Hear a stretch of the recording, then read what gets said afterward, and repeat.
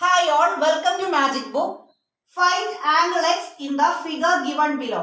അതായത് ഈ തന്നിരിക്കുന്ന ഫിഗറിൽ ആംഗിൾ എക്സ് ആണ് നമ്മൾ കണ്ടെത്തേണ്ടത്. അപ്പോൾ ഇത് എങ്ങനെയാണ് ചെയ്യുന്നതെന്ന് നോക്കാം. അപ്പോൾ ഇവിടെ നിങ്ങൾ ആദ്യം എ ബി സി എന്ന് പറയുന്ന ട്രയാങ്കിൾ ശ്രദ്ധിച്ച് നോക്കുക.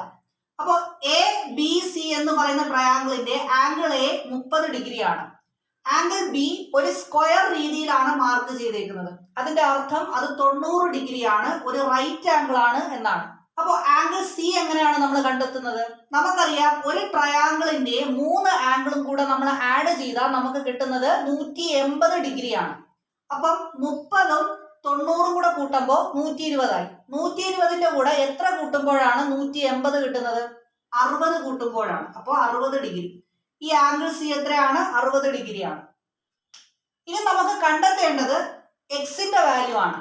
അപ്പോ ഇ സി ഡി എന്ന് പറയുന്ന ഈ ട്രയാങ്കിൾ നിങ്ങൾ കൺസിഡർ ചെയ്യുക. ഇവിടെ ഒരാംഗിൾ 100 ആണ്, ഒരാംഗിൾ 60 ആണ്. അപ്പൊ 100ഉം 60ഉം 160.